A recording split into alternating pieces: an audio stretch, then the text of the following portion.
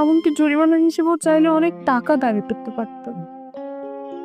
সব কিছু থেকে আমাকে মুক্তি দিয়ে দিল। মানুষ এত ভালো হয়?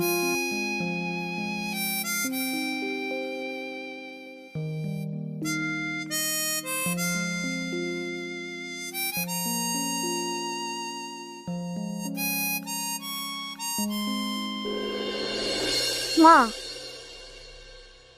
তুমি তুমি আমার বাড়িতে কেন আইছো? আমার পোলারে বিষ খায় মাইরাও তোমার শান্তি হয় নাই? আমি আপনার কাছে মাফ চাইতে আসছি মা। আপনি মাফ করে দেন। আমি আপনার সাথে যা যা করছি, অনেক অন্যায় করছি, সব কিছুর জন্য আপনি আমার মাফ করে দেন।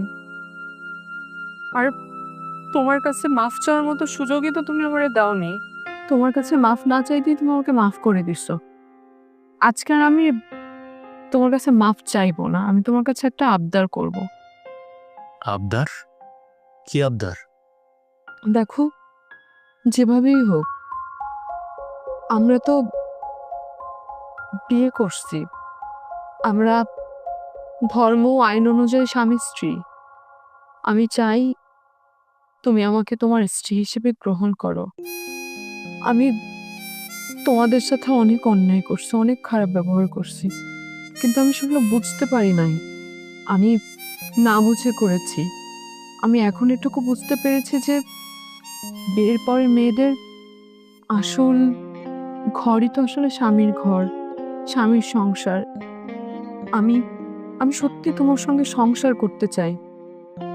তুমি একজন ভালো মানুষ, তোমার সঙ্গে থেকে আমি আমি তোমার মতো ভালো মানুষ হতে চাই।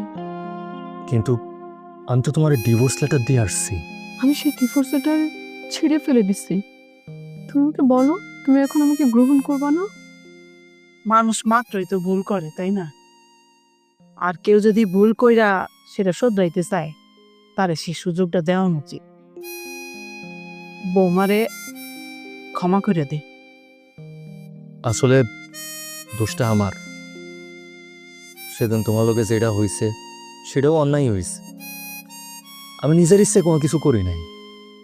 তোমার দাদু চাইছিল, আমার মুরব্বী মানুষ আমারে কইছে, তাই আমি মাইনা নিচ্ছিলাম।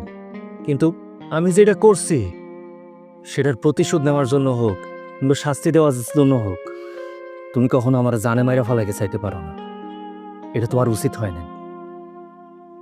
কিন্তু এখন তুমি তোমার ভুলটা বুঝতে পারছো, এটাই হলো সবচাইতে বড় কথা। আর এই দুনিয়াতে আমি যদি কারোর সবচাইতে বেশি ভালোবাসা থাকি, সেটা হলো আমার এই মা। আমার এই মার কথা